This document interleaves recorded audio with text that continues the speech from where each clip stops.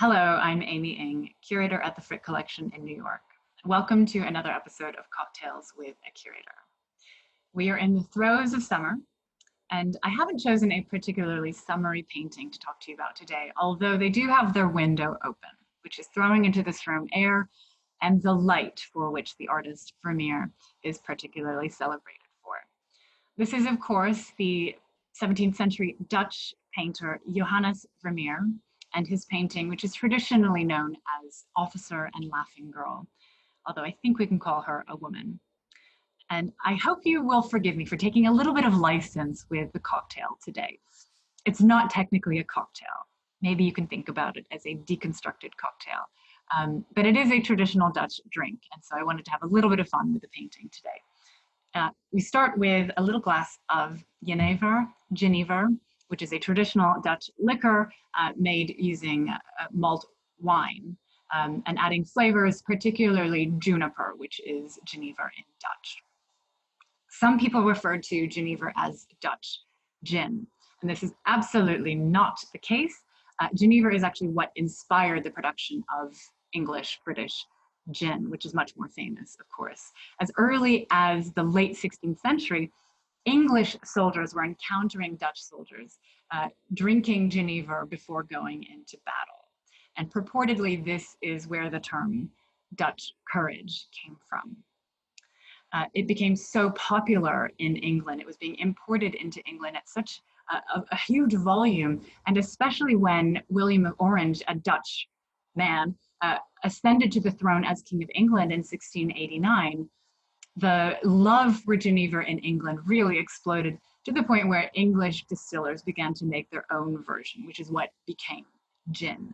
Gin, of course, deriving from the name jenever. When you drink jenever chased by a beer, this little combination, this little conversation is called Kopstootje, a little headbutt. And I thought this would be a nice way to pay tribute to the painting and the little conversation that is happening there. Like this little glass of jenever, the woman in this painting is, as the Dutch saying goes, kort maar krachtig, short but powerful. So we drink this first, and then the beer.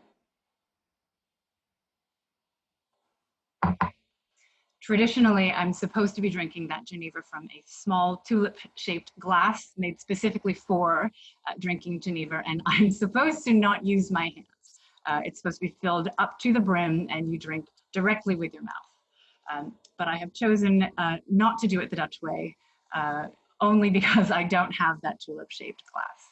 We are still in lockdown, after all. Vermeer is arguably among the most, if not the most, famous European artists of the early modern period.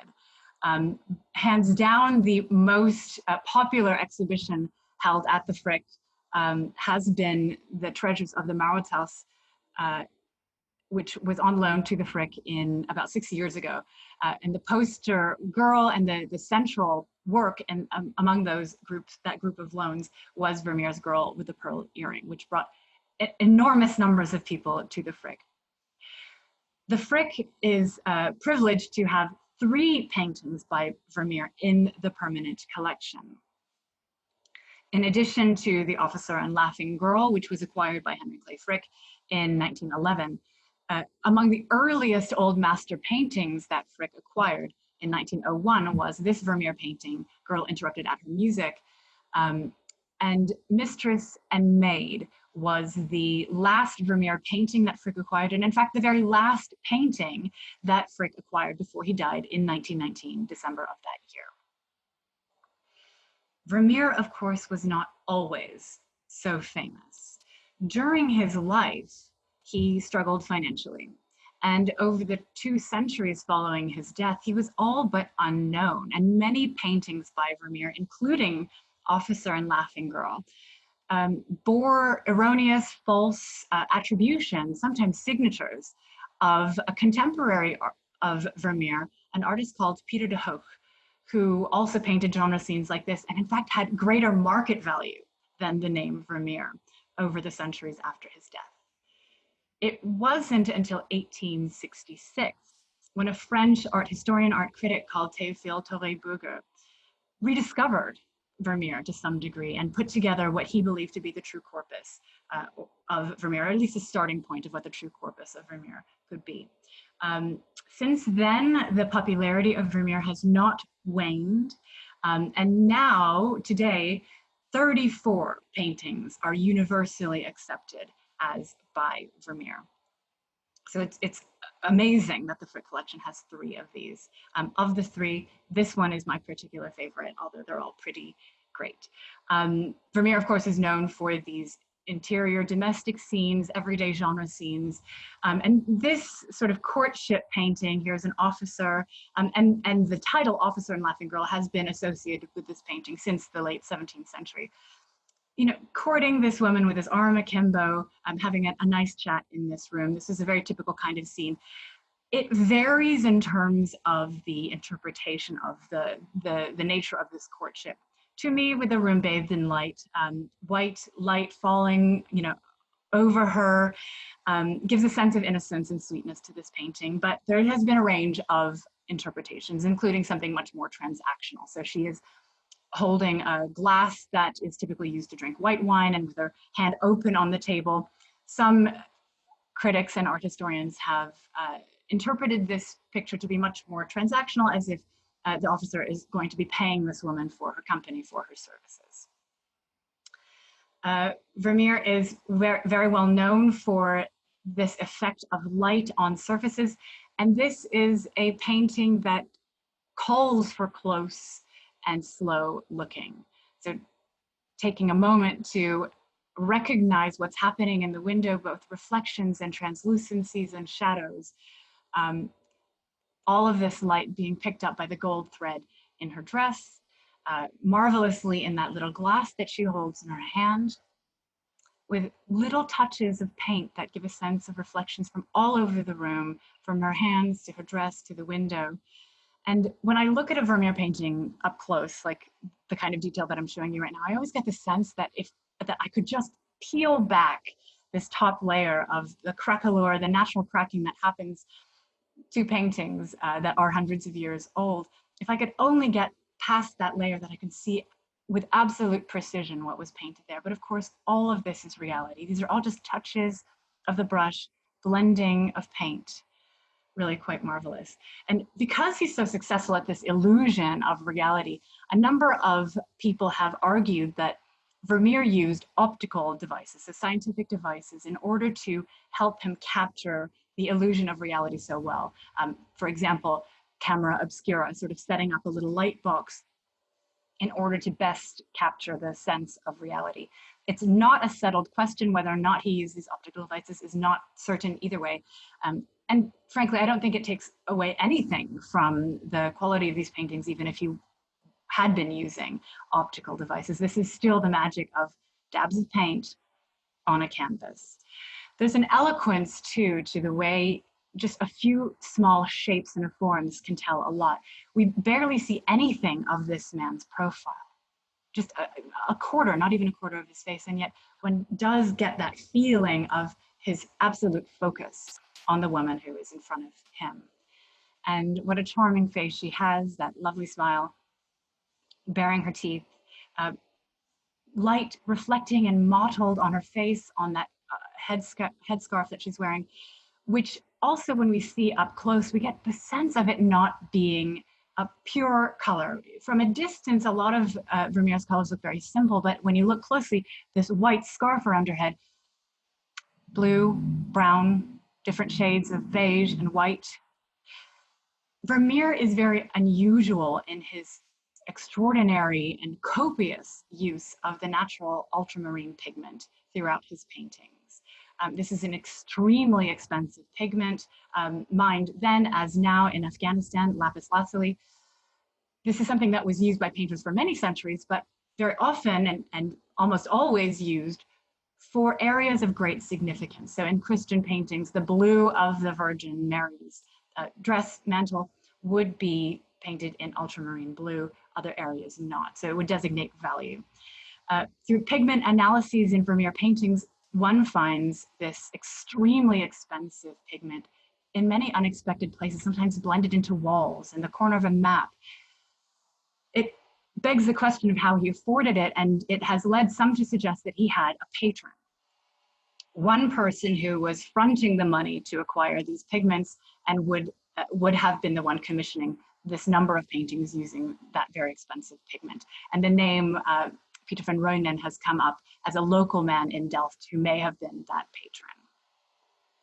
For those familiar with paintings by Vermeer, a lot of the elements in this painting, Officer and Laughing Girl, will seem familiar. The very room in which we are standing or witnessing this scene appears in many other paintings by Vermeer, and it is believed to be the second floor room in Vermeer's home in Delft, at the front of the house with the light coming in. So we see the very same window open, light falling into this room. This is a painting in Dresden of a woman reading a letter by a window, and even the dress that the woman is wearing is identical to that worn by the woman in Officer and Laughing Girl at the Frick. The woman herself, this model may well be the same woman who appears in many of Vermeer's paintings, and that may be his wife, Catharina Bolnes. That is not unusual at all for an artist's wife to be the frequent model in many of his paintings. This may too be the same model. This may be Catharina Bolnes, but I'm showing you this painting in the Rijksmuseum because of the large wall map behind her. This is the very same wall map that you see in the Frick picture, Officer and Laughing Girl, and it's also in this painting. This is a painting called Love Letters in the Rijksmuseum as well. If you can't see the map in the back room, it's because the map is here with us in this sort of darkened foreroom. It's on the very left. We see it as an orthogonal there on the wall, but it is the same map, recognized as the same map. And as much as the world of Vermeer seems to be very local here, very familiar, things in his life, things around his studio, the same woman, the same objects, the wider world makes its way in to a painting like this. And as Timothy Brooks, a Canadian scholar, has pointed out very evocatively in a book called Vermeer's Hat, the hat worn by the officer in this picture, almost certainly made of beaver, brings in a whole other continent and a whole other story of people well outside of Dutch history, or well outside of Vermeer in Delft. Beaver was the absolute optimal choice for making hats like this in the 16th and 17th century, for the color retention, for the water repelling quality, for the sturdiness in keeping its shape. It was so popular as a type for making the felt for these hats that over-trapping actually made extinct the beavers that were indigenous to Northern Europe. Siberia became another source, but the trade and trade routes were not so reliable. And so the vast majority of beaver pelts to make hats like this in the 17th century came from what was then New France, Canada, through trade with the French. And as Brooks points out, this was at no small cost to human life. The indigenous population in what is now North America paid dearly for these luxury objects to be made and sold in Europe. More obviously, the enormous wall map on the back wall of this room engages the idea of the outside world. And the 17th century in Dutch history was an amazing moment also for cartography, and that went hand in hand, map making went hand in hand with an explosion in travel, in trade, in wealth, in colonies conducted by particularly the Dutch East India Company, or the VOC. Beyond those waters, of course, this was not a golden age for everybody. It's called the Dutch Golden Age, but for the thousands upon thousands of Africans forced into slavery and the indigenous populations in both North America and Asia, this was certainly not a golden age, but there are always two sides to that story of great wealth. The map on the back of the wall is actually a very local one. What is depicted is not the world beyond the Dutch Republic, but just Holland and West Frisia. So two very local areas that would have been very well known to somebody like Vermeer. For those of you who are familiar with this part of the world, it may be disorienting or difficult to read this map. And that is because of two factors. The map is a west up orientation. So unlike what we're used to, north being up on a map, it's actually the west direction that is up on this map. So I'm just going to rotate this for you. So maybe you will better recognize this landmass because now I'm showing it to you north up. The other disorienting factor is that the land is blue in this map. And that was probably not deliberate. There was probably a fugitive yellow pigment that has transformed what was a more green landmass into blue and something that looks more like water. I'm going to reorient this to how it looks in the painting again, just to give you also a sense of how precise, how meticulous, and how conscientious Vermeer is in relaying the marks of this map. And he is so precise that, in fact, the map that he used as his model has been identified. It exists in very, very rare examples. The one that I'm showing you on the right is at the West Fries Museum in Hoorn, one of maybe 1.5 very, very, very few surviving examples of this map, dated 1621 by the map maker Van Berkenrode and the publisher Blau. But again, I'm showing you side by side, so the faithfulness with which Vermeer was capturing sort of cartographic accomplishments as well. For many modern viewers, it will be impossible to look at a painting like this and not think of where that beaver hat came from and the lives lost in order to bring it over and to have it part of the European market, or the waters that and the world that exists beyond the frame of the map on the back wall. Elements of and the atrocities of and the realities of slavery and the decimation of indigenous populations is not present in the picture, but of course it's part of this picture's history. For Vermeer, an artist who seems to never have left his home country, I have to wonder how much he thought about the world outside of his local sphere. Painting upstairs in a second floor room, possibly with his wife, his young children downstairs, I have to wonder if he and how much he thought about what it took to get the beaver pelt from Canada over to be in his painting. Vermeer died at the age of 43 in the year 1675, apparently from extreme stress due to financial struggles. Just a few years earlier, the year 1672 was a disastrous year for most people in Dutch history. It's called the disastrous year. And it hit the Vermeer family particularly badly. About 18 months after he died, his wife, Catharina Bolnes, filed for bankruptcy. And she cited a number of works by her husband that were unsold and a number of objects that were unsold because he also worked as an art dealer. He left her with 11 children who are underage, so not married, not having left the home. And Catharina had given birth to some 15 children in her life, 3 of which had not survived infancy. On her own, she raised her surviving kids, and at least 7 from what we can gather from historical documents, at least 7 survived into adulthood into the 18th century. So she did okay. We don't know if the woman in this picture is Catharina. I think of her when I see this painting, and also because of the way this woman is smiling in this picture.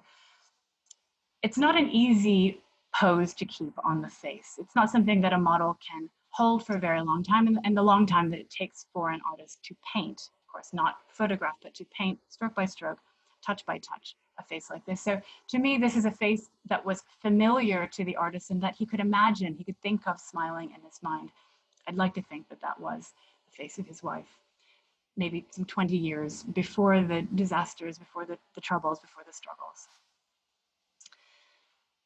She is dwarfed in this painting by that enormous wall map behind her. She's made to look diminutive by this swashbuckling officer seated next to her. And yet she's the hero of this painting. She is the radiant figure. She is, as the Dutch saying goes, kort maar krachtig. That's short but powerful, in fact, small but strong. And she reminds me to finish my drink, and she reminds me to wish you a very happy weekend. Thank you so much for tuning in. We'll see you next week.